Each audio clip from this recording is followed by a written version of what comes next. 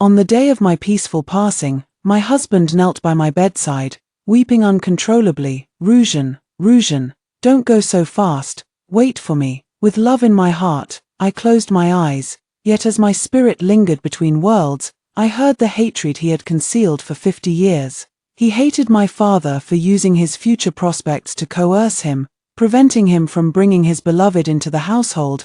He hated my generous dowry, which forced every member of the Liang family to live under my influence. But what he hated most was that his beloved married another and, after death, was left to be devoured by wild dogs, while I lived a life of contentment, enjoying wealth and glory to the fullest. After being reborn, I returned to the day our two families arranged the marriage. In front of the entire gathering, I declared, I barely know him. He's in love with the tofu beauty from the west side of town. Hello, everyone. Welcome to my channel. Subscribe us to read wonderful stories every day. Now the story begins. The moment these words left my lips, the previously harmonious hall fell into complete silence. Liang Wenci, who had been sitting silently beside Madame Liang just moments ago, now stood up and instinctively refuted me. Rujan, what nonsense are you talking about? In my past life, on a beautiful day just like today, Madame Liang had brought Liang Wenci and a matchmaker to our home to discuss marriage. My mother had the maid Mingyu hide me behind a screen to secretly observe him. Listening to the matchmaker's words about how we were a perfect match made in heaven, I secretly blushed with shyness. At that time, I had already fallen for his schemes and believed we were truly compatible. So I lightly tapped the screen 3 times to let my mother know my feelings. Later, when my father returned to the estate and learned of this matter, he specifically summoned Liang Wenci. And the two talked for a long time in the study. I don't know what he said to my father, but in the end, he managed to convince my father to approve this marriage. After that, the two families quickly matched our birth dates and set the wedding date. With a grand dowry stretching for miles, I was married into the Liang family. For the next 50 years, I always believed I was the luckiest woman in the world. My husband was ambitious, rising to the position of Prime Minister. Our 2 children were filial, our marital relationship harmonious, and there were no concubines in the household, until one day, during a family banquet, I suddenly collapsed. I could feel my time was near. Liang Wenci had also grown old. His face streaked with tears as he called out to me by my bedside again and again. Rujan, Rujan, don't go so fast, wait for me. I smiled and raised my hand to wipe his tears, wanting to tell him that I was dying of old age and that he shouldn't cry. But I could no longer make a sound. In my final moments, I struggled to open my eyes wide to see the face of my beloved one last time, and also to tell him that my life had been fulfilling and smooth, and that I had no regrets even in death, yet I still couldn't speak. The royal physician shook his head under the gaze of my loved ones. My consciousness gradually faded, and all I could hear was their weeping. Later, the crying ceased, and I heard some sounds of people coming and going. Before long, I heard the aged voice of Liang Wenci again, and the hatred he had kept buried in his heart for a full 50 years. He hated my father for using his official career to force him into a promise of lifelong devotion, preventing him from bringing his beloved into the household. I resent that my generous dowry made the entire Liang household live at my mercy, leaving not a single soul in that vast estate with whom he could share his true thoughts. What I resent most is having lived too long, occupying the position of legal wife for 50 years, bathing in wealth and luxury, while his beloved married another and, after death, was wrapped in a straw mat and thrown to the wild dogs in the outskirts. I've endured all these years, and finally, this day has come. You died before me after all. It's just a pity my beloved Huan Niang couldn't witness this day. You snatched me away from Huan Niang's side. Your father forbade me from having other women in the household. Yet the imperial honors and rewards you received from the Liang family should rightfully have been Huan Niang's. Without you, my future would still be bright. It's because of you that I'm constantly constrained by others and have lost my beloved, Lin Rujan. All of this is your fault. It's just as well that you're dead. Once I scatter your ashes, you can go down and atone to Huan Niang. After my death, my spirit followed Liang Wenci. I watched as he put on a show of mourning, then naturally seized the wealth and shops I left behind.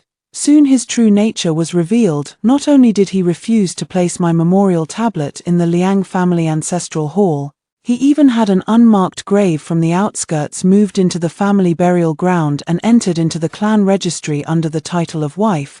He told my children that after his death, he wished to be buried with Huan Niang. Only then did I realize Liang Wenci had hidden my ashes, denying me a proper burial. All to threaten my children at this very moment. The sight of my children being humiliated sent overwhelming waves of hatred surging through me.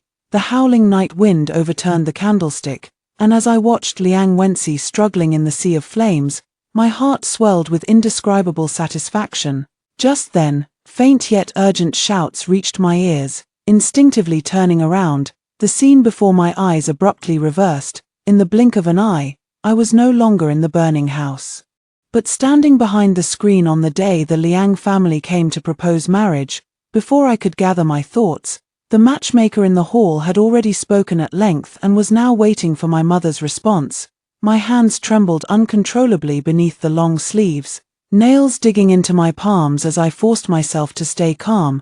Since I've been given a second chance, I'd like to see just what brilliant future Liang Wenci, a mere illegitimate son of the assistant director of the Ministry of Personnel, could possibly have without me. Emerging from behind the screen, I adopted the dignified posture of a noble lady from my past life and gracefully bowed to everyone present with perfect propriety. Only then did I turn to look at Liang Wenci's pale face and say, "Second young Master Liang, mind your words. We're not yet familiar enough for you to address me by my personal name." Moreover, was I mistaken? The tofu beauty Zhu Huana from West City has been flaunting the Liang family's jade token everywhere, boasting about her mutual affection with the son of the right deputy minister. She's about to marry into a prestigious household as a young madam. I glanced at the side door. Mingyu had already left. I believed it wouldn't be long before news of second young Master Liang's joyous affair with the tofu beauty spread far and wide. In my past life, I only learned after my death that Liang Wenci had once coaxed Zhu Huana into willingly waiting to marry into the Liang family. Later, for the future prospects promised by my father, he abandoned Zhu Huana, leaving her with no choice but to marry someone else. It was clearly his own insatiable greed that led to this, yet in the end, he blamed all the faults on me, leaving me to die without peace. Since that's the case, in this life, I'll make sure to lay everything bare for all to see. Let the world judge who is truly the most despicable. I turned to Lady Liang and congratulated her with a smile. Perhaps Lady Liang hasn't yet heard the joyous news. I've been told that Zhu Huana has a face like a lotus and a figure as slender as a willow. Allow me to congratulate you in advance, Lady Liang. On gaining such a virtuous daughter-in-law, Liang Wenci glared at me with a face ashen with anger, immediately launching into accusations. "Ruzhen, when did a well-bred lady like you grow the wagging tongue of a marketplace gossip? And to bring such talk before the hall, you know perfectly well that you and I..." Thud. Mother's round fan fell to the ground, the sound cutting Liang Wenci short. Realizing his blunder, he hastily closed his mouth, though his accusatory gaze remained fixed on me. I pretended not to notice. Madame Liang seemed to snap out of her daze and quickly smiled to smooth things over. "Ruzhen is right, I truly had no knowledge of this matter." She glanced at Liang Wenci, her eyes brimming with schadenfreude. Wence's aunt probably only heard that she was the most outstanding and beautiful noble lady in the capital, and thus became convinced of Miss Lin.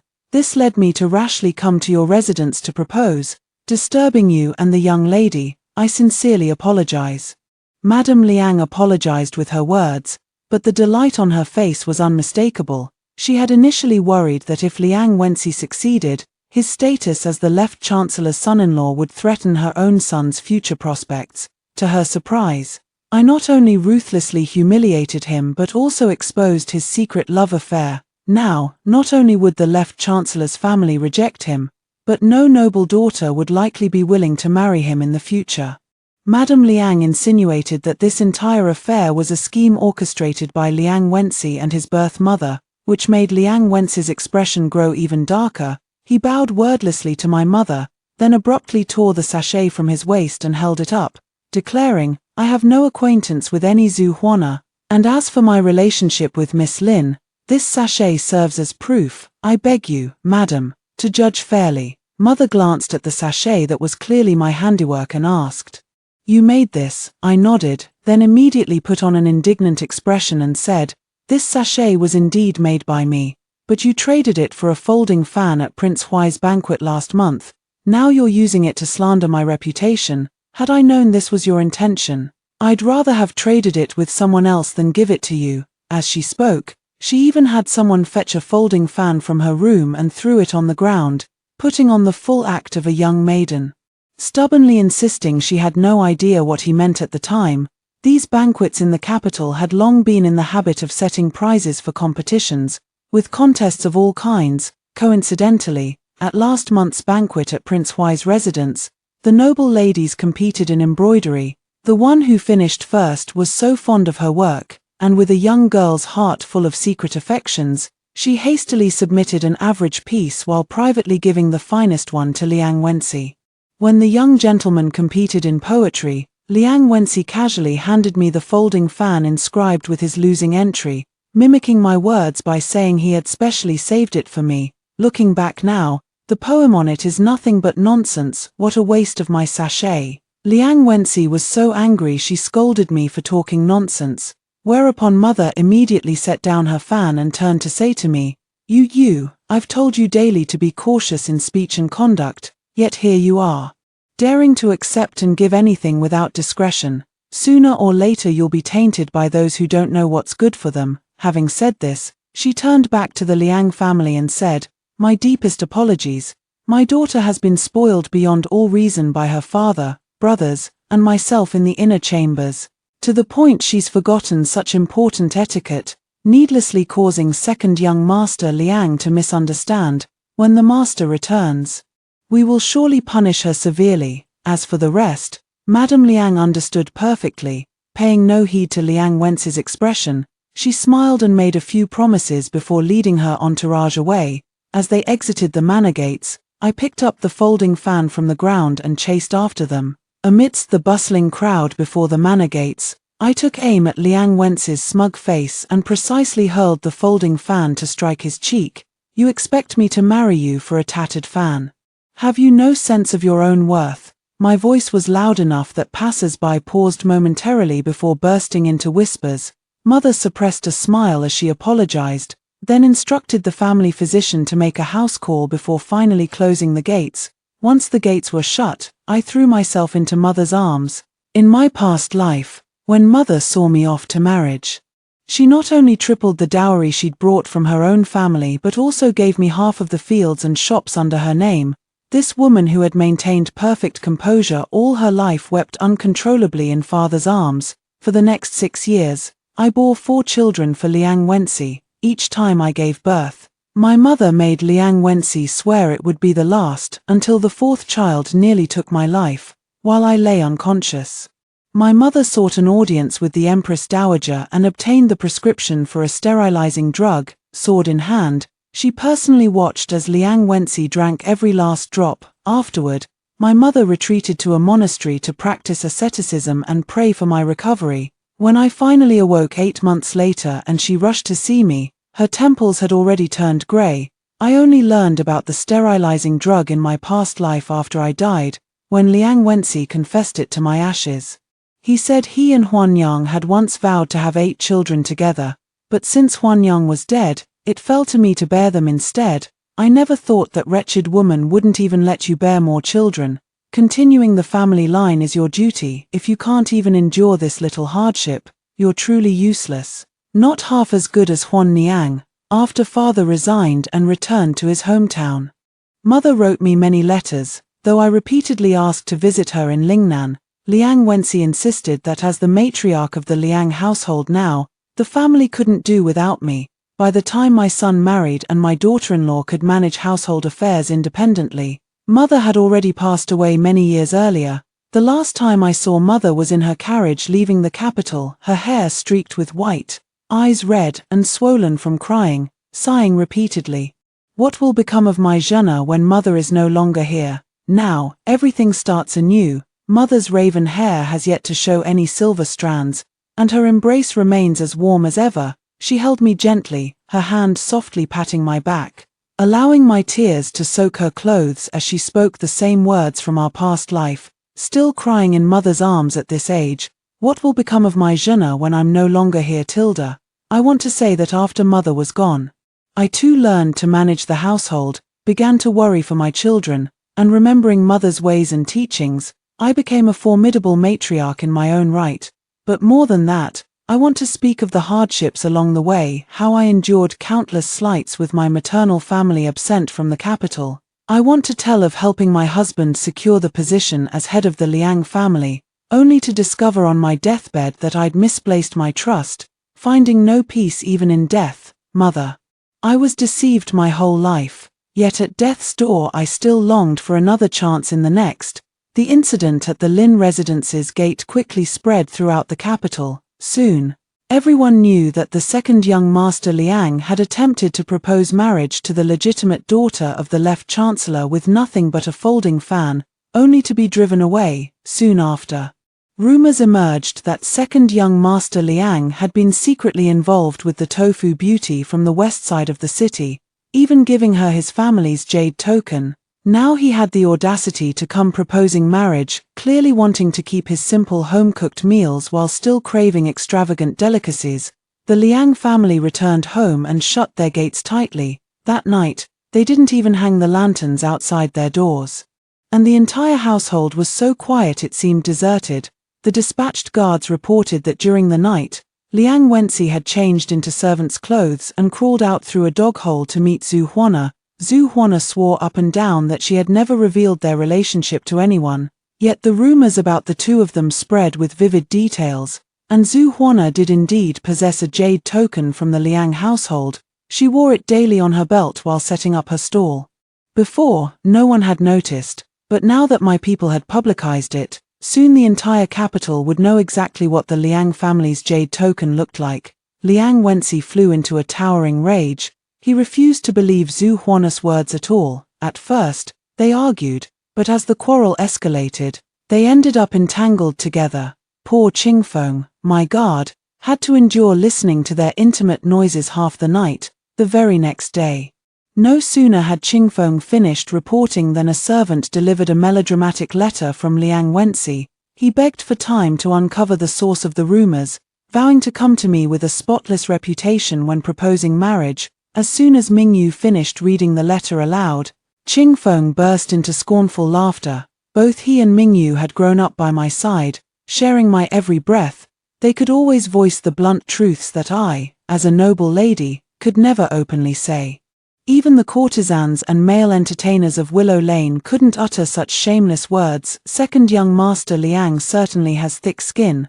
I instructed Mingyu to burn the letter along with all the gifts Liang Wenci had previously sent, then ordered Qingfeng to send those rumor-mongers to stay at the estate outside the city for a while. None were to return without my command. During those days, Liang Wenci couldn't trace the source of the rumors yet dared not visit Zhu Huana too frequently to vent his desires. Worry sprouted blisters on his lips, leaving him listless and haggard. I knew exactly what troubled him, but without my assistance in this lifetime, I was curious to see what schemes he could possibly devise. Liang Wenyu, the eldest legitimate son of the Liang family, entered officialdom 2 years ago as the second-ranked scholar in the imperial examinations. Earning deep trust from the emperor, fresh out of the Hanlin Academy, he was immediately taken by my father to investigate salt taxes in the southern regions. He simply feared that Liang Wenyue's return with achievements would make life increasingly difficult for him and his concubine mother within the Liang household. Thus, Liang Wenci carefully planned each step, hoping to ride the coattails of the Lin family's prospective son-in-law to soar beyond the high walls of the Liang residence. Blessed with handsome features, he spent a year observing me, another half-year cultivating a reputation of ambiguous virtue among our peers, before naturally approaching me with calculated flattery, step by step luring me into his trap. What a pity that at the last moment, I suddenly veered off the path he had planned, catching him completely off guard. I recall the salt tax case has been settled, and now my father is on his way back to the capital. Liang Wenyu has been of great help to my father in Jiangnan, so I've decided to give him a grand gift to ensure his smooth succession to the Liang family. The west side of the city has been quite lively lately. The tofu beauty first got entangled with the second young master of the Liang family, and now she's caught the eye of the wealthy merchant, Squire Liu, who wants to take her in as a concubine. Zhu Huana didn't dare to refuse too harshly after all. The place she's living in and the stall she's running are both rented from Squire Liu's property. She could only hesitantly write a letter to Liang Wenci, begging him to save her. Second young master Liang didn't even glance at it initially, he was too busy investigating the rumors. It was his concubine mother who suggested he seize the opportunity to retrieve the jade pendant. A few days ago, I had Mingyu prepare a carriage in the alley opposite Zhu Huana's house. Precisely for today's little drama, watching Liang Wenci, dressed as a servant, being urgently dragged into the house by Zhu Huana, Qingfeng went to eavesdrop for a quarter hour and returned with a face full of smiles. Just as you predicted, Zhu Huana indeed used an aphrodisiac incense. They barely argued before tumbling into bed together. They're currently embracing and whispering sweet nothings. "Miss, should we make our move now?" I shook my head. "What's the hurry? Wait until they're completely undressed and at the height of passion. That's when the show will be truly entertaining." Half an hour later, a cry of fire pierced the quiet night sky in the western part of the city. The night watchman's clapper roused the neighbors, and men from every household rushed out to help extinguish the flames. Someone realized it was Zhu Huana's house, and the single men fought the fire with even greater enthusiasm. The flames had subsided slightly when two figures came charging out, wrapped in soaking wet blankets. For a moment, all the people still helping to fight the fire stopped what they were doing, staring in shock at the two disheveled individuals whose clothes barely covered them. Then Zhu Huana's scream pierced the air, followed by the sound of approaching hoofbeats in the distance. It was the Liang family, who had discovered their missing young master in the middle of the night, hidden in the darkness by the carriage. I rested my chin on my hand and said with a smile, "Now that everyone's here and the stage is set, it's time to see how the climax plays out." Her gaze fell upon Lady Liang, who had just stepped out of the carriage. The first thing she showed upon seeing the two disheveled figures on the ground was concern. Rushing forward to check if her stepson was injured, Liang Wenci clung tightly to the quilt to avoid further humiliation. Magistrate Liang stared at the scene before him in shock and fury. He leaped down from the carriage and strode forward, delivering a swift kick to Liang Wenci. Caught off guard, Liang Wenci was knocked over, dragging Zhu Huana, still wrapped in the quilt, down with him in an even more disgraceful tangle. The gathered neighbors buzzed with gossip, while lecherous men craned their necks trying to peek through gaps in the quilt. Magistrate Liang, unable to bear the shame, pointed at the pair and stammered, You, before finally ordering servants to carry them into the carriage. He and Lady Liang ended up sitting outside with the coachman instead. The Liang family departed in a grand procession, and only after the fire was nearly extinguished did Qingfeng drive the carriage back to the Lin residence. That night, Qingfeng went to dispose of the carriage. When Mingyu attended to me as I prepared for bed, she asked, "Miss, are you feeling a bit happier now?" I gazed at Mingyu's delicate face and recalled our past life. In the 10th year after I married into the Liang family, I returned her deed of servitude and wanted to arrange a good marriage for her. Yet she insisted on staying by my side and remained there for 50 years. After my death, she was the first to alert my children about Liang Wence's issues, and the only one who insisted on bringing me back to the Lin family ancestral graves. Upon learning Liang Wence refused to be buried with me, but by then, Liang Wence, freed from my constraints and wielding absolute power, had Mingyu killed under mysterious circumstances with just a flick of his hand, her body discarded in an unmarked mass grave, unclaimed by anyone. As for Qingfeng, he had caught my elder brother's eye years earlier and joined the military camp. By the time of my death, he had risen to the rank of third-grade Guide General, stationed at the frontier with my brother, never to return to the capital. I am happy. I patted Mingyu's hand and said softly, "With you here, I will always be happy." The crescent moon smiled with curved brows, tucking my hand back under the quilt. "Bright moon will always stay by your side. Young miss, you must always stay happy too." Before dawn could break, News spread like wildfire about the tofu beauty and second young master Liang's midnight tryst, how their passion had toppled a candle and set the house ablaze, the image of them being carried away by the Liang family, barely clothed, was immortalized in illustrated storybooks for public amusement. Censors worked through the night drafting memorials. At morning court, Minister Liang was impeached for failing to discipline his household, punished with 3 months' salary deduction and half a month of house arrest. During that time, even the physicians visiting the Liang family had to enter through the side gate, with the main gate tightly shut and the lanterns on the outer walls no longer hung. In less than half a month, the team investigating the salt tax returned. What they brought back, besides corrupt officials, were gold, silver, and treasures to be confiscated for the national treasury. With the treasury now full, the emperor was greatly pleased.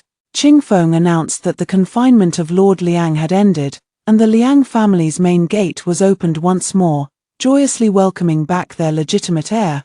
The flood of imperial rewards arrived home before my father did. The accompanying guards said he had handpicked everything along the journey back, all items my mother and I would adore. When the emperor asked what rewards he desired, my father recited his requests as if reading from a script. Soon after, my father burst through the door in his usual whirlwind manner, his first words ringing out, "My dear Rujan, did the gifts please you?" Mother chided him for his brashness in being so selective with imperial favors, but father just laughed, wrapping an arm around her shoulders as they walked toward the main hall, saying, "Don't miss this opportunity, madam. You wouldn't believe it, those old foxes' private treasuries are like hidden treasure caves. Rujan, hurry up. I'll tell you all about this trip to Jiangnan." Gazing at my father whom I hadn't seen in decades, I suppressed the tears welling up inside and quickened my steps to follow him. That night, my father summoned me to his study, on his way home from the palace. He'd already heard from the old servants about recent events in the capital, naturally including the matters concerning Liang Wenci and Zhu Huana. He placed a letter before me. This was given to me by the eldest son of the Liang family. He contributed greatly during our time in Jiangnan. I can tell he's someone capable of shouldering responsibilities. Before returning, I had intended for you to get acquainted with him, but seeing the state of his family now, as your father, I'm no longer certain. Rujan, what do you think? I looked at the letter before me, its envelope bearing bold, vigorous handwriting that read, "To Lin Rujan, to be opened personally." In his previous life, Liang Wenyu paid little attention to household affairs and rarely returned home due to official duties, so our interactions were limited. At the time, Liang Wenci was thriving in his official career, and as the legitimate heir, Liang Wenyu seemed naturally opposed to him. Eventually, he was impeached by a group of censors seeking to curry favor with Liang Wenci and was demoted to serve as a county magistrate in Jinyang for the rest of his life. From then on, Madame Liang never recovered her spirits, and the authority over the household fell into my hands. With Liang Wenyue's decline, Liang Wenci naturally became the head of the Liang family. Now, in this new life, without my support and lacking the means to contend with Madame Liang's faction, Liang Wenci has lost his advantage. I've cleared the obstacles for Liang Wenyue's future path, but I have no interest in stepping back into the Liang household again. Sitting beside my father, I propped my chin with one hand and picked up the letter with the other, holding it over the candle flame. With feigned annoyance, I complained. Father knows perfectly well how turbulent the Liang family's inner household is, yet still wants his daughter to walk into danger. Does he find me too bothersome at home? Father took the burning letter and tossed it into the bronze basin prepared by the servant. We watched in silence as the letter turned to ashes before he finally spoke. "If that's what you wish, you may marry as you please. Your father will pave the way for you. My precious Rujan shall not suffer the slightest hardship." Tears welled up in my eyes instantly. In my previous life, before my wedding, my father took me to dig up 3 jars of Enua Hong wine buried in the yard to add to my dowry, saying the same words as now, "Marry with peace of mind, my child, your father has paved the way for you. My Rujan won't suffer the slightest hardship." Before leaving the study, I asked my father what if I misjudged the person and ended up suffering. Father smiled and said, "What suffering? It's merely the final sweetness from your opponent." Half a month later, Liang Wenci and Zhu Huana got engaged. Liang Wenyao personally came to my house to deliver the invitation. He looked much younger than I remembered, with striking eyebrows and starry eyes, extraordinarily handsome. Does Miss Lin refuse to see me because of my second brother? His tone was confident. Before I could think of how to respond, his next words nearly made me tear up the invitation. I should have just killed him outright, instead of letting him ruin my marriage prospects. According to Great Cheese laws, those who harm their own kin shall receive 30 strokes of the rod.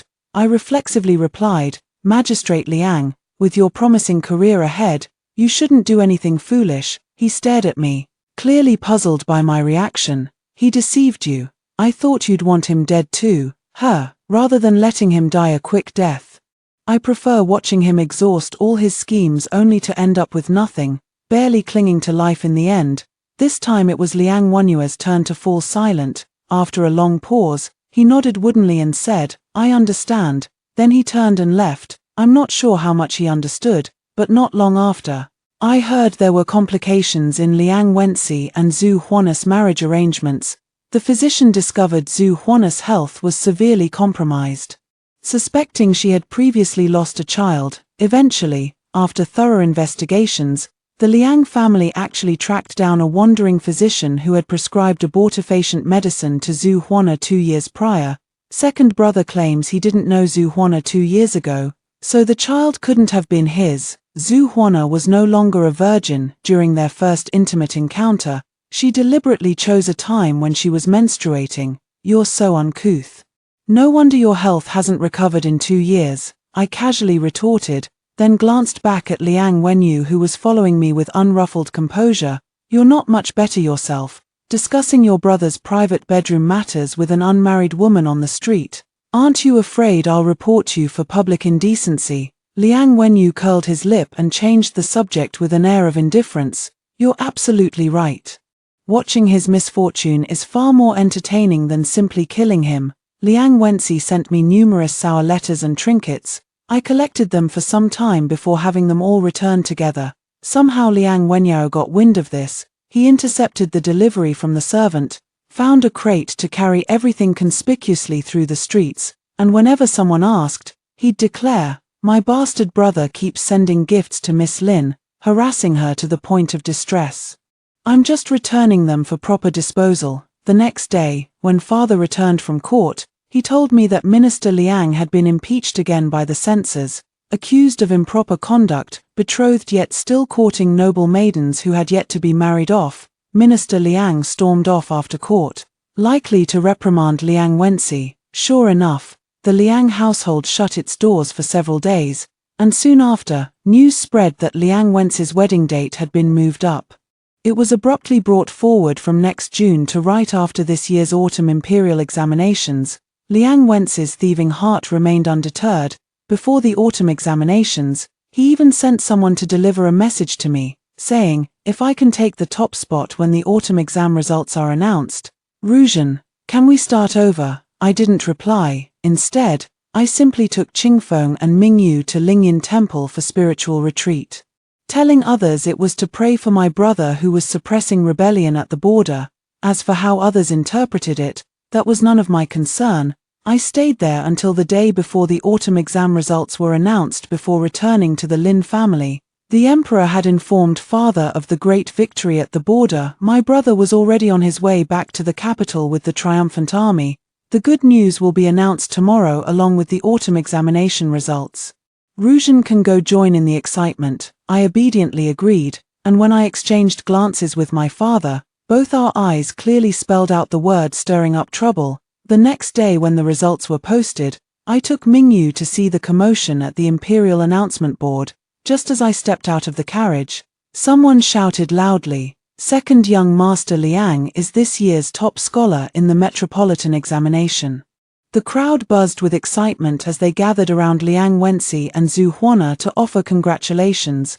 After enduring such a tarnished reputation in the capital for so long, Liang Wenci finally had his moment to hold his head high today. Zhu Huana, however, showed no joy at the prospect of becoming an imperial scholar's wife.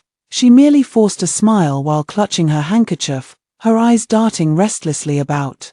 It wasn't until I approached that both of them noticed me simultaneously. The joy on Liang Wen's face was unmistakable, and the others around him noticed me too, naturally making way for us. Liang Wenzi took a step toward me, then hesitated as if remembering something, ultimately staying in place, perhaps waiting for me to step forward first to offer congratulations.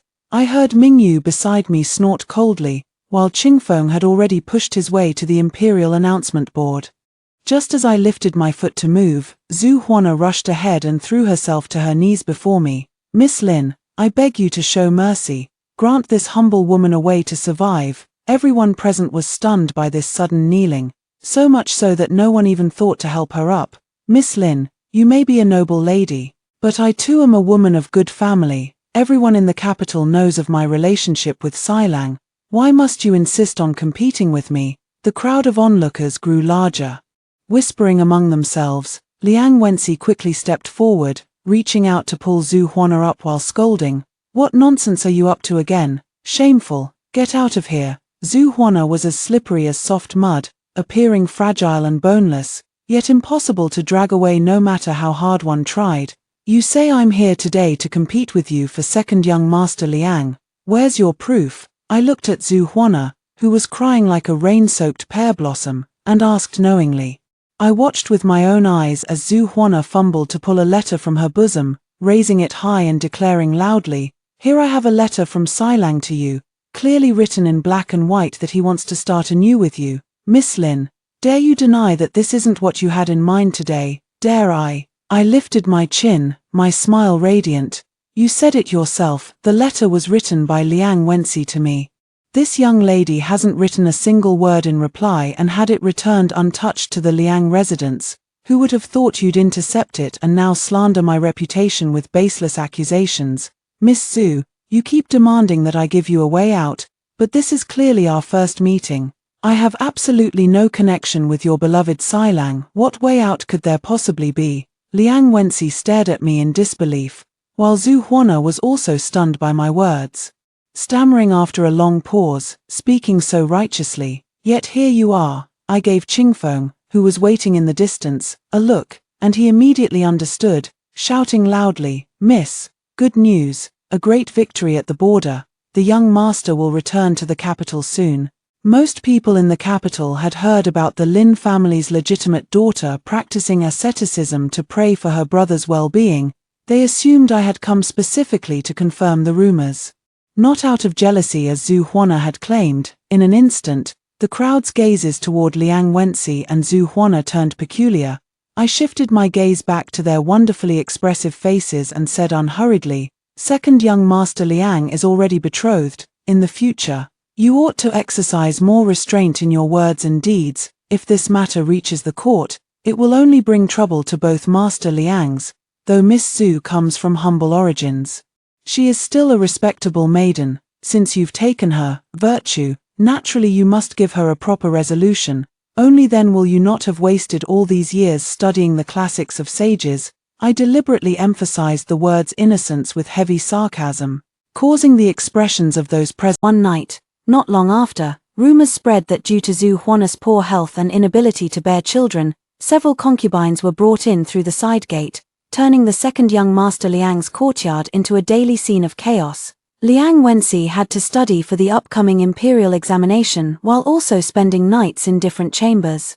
Listening to endless complaints, his exhaustion became visibly apparent. Liang Wenyao came to see me a few more times, but each time the gatekeeper turned him away. Eventually, he stopped coming. Before long, his own marriage was settled to the eldest daughter of the Vice Minister of the Secretariat. With the wedding scheduled for early spring the following year, the invitation was personally delivered by Liang Wenyu, who politely and sincerely said, "My previous actions were self-willed and selfish, thoughtlessly offending you, miss. I sincerely apologize. I accepted the invitation, considering the past matter settled. Before the New Year festival, my elder brother Lin Fenggu returned to the capital, just like in my past life. My brother's victory in this battle secured 20 years of peace along the frontier, greatly pleasing the emperor, who naturally rewarded him with noble titles and high ministerial positions in my past life.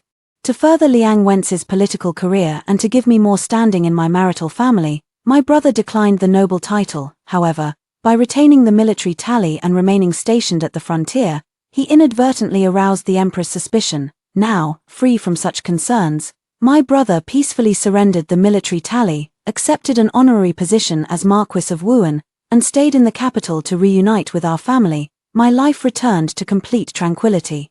And all the past entanglements with the Liang family felt like a nightmare. Upon waking, I was still the 16-year-old Lin Ruzhen. During the palace examination the following year, my brother was on duty at the palace. When he returned, he couldn't wait to tell me about the major incident that had occurred during the examination. Liang Wenxi, likely worn out by the beautiful women in his household, appeared listless and unsteady on his feet. He managed to scrape through the first 2 tests on classical texts and poetry composition, but when it came to the policy questions, he often drifted off mid-sentence or gave answers that were completely off the mark, leaving the examiners frowning. During the metropolitan examination, the emperor had a sudden whim to personally test this Liang family's illegitimate son. Not only did Liang Wenxi stutter in his speech, but he even forgot the questions halfway through answering them.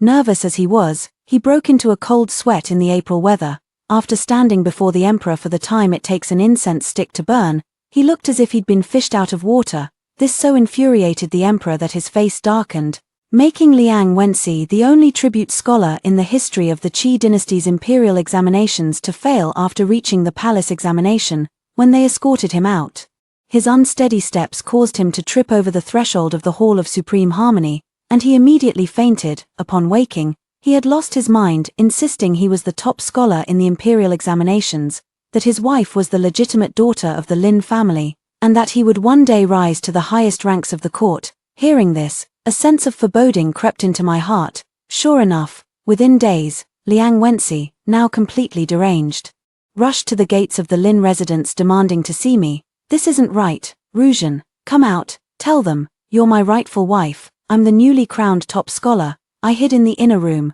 listening to Mingyu relay the words to me, confirming that Liang Wenxi had also been reborn. Only the timing of his rebirth was unfortunate for him. He had already been barred from examinations for misconduct before the emperor, making official career impossible in this life. When the Liang family rushed over, I finally appeared before Liang Wenxi. He looked at me and suddenly burst into loud sobs. Ruzhen, wrong, all of this is wrong. I did not respond. Madame Liang led Zhu Huana in bowing respectfully to offer apologies before me, yet I merely watched silently as the Liang family dragged him onto the carriage. Only after the carriage door was locked did I turn to look at them, speaking with pointed meaning. Today the Marquis's residence is hosting a banquet, and there will be no shortage of distinguished guests. Had I not delayed for a while, you 2 ladies would now be fishing your people out from the hands of the Marquis's guards. Since you're ill, you should rest properly at home. The honor of bringing glory to our family must be left to the 2 great officials in the court. Madame Liang repeatedly agreed, and before long, news came that the second young master of the Liang family had fallen ill in the middle of the night, tumbled into a dry well and broken his leg, leaving him permanently disabled. According to the servants, the second young master had drunk heavily that night, muttering about newlyweds and wedding candles, and wandered into the abandoned courtyard with a wine cup in hand. By the time the servants found him, it was already too late. As for why the long-locked abandoned courtyard had suddenly opened its gate that day, no one cared to find out anymore. The end.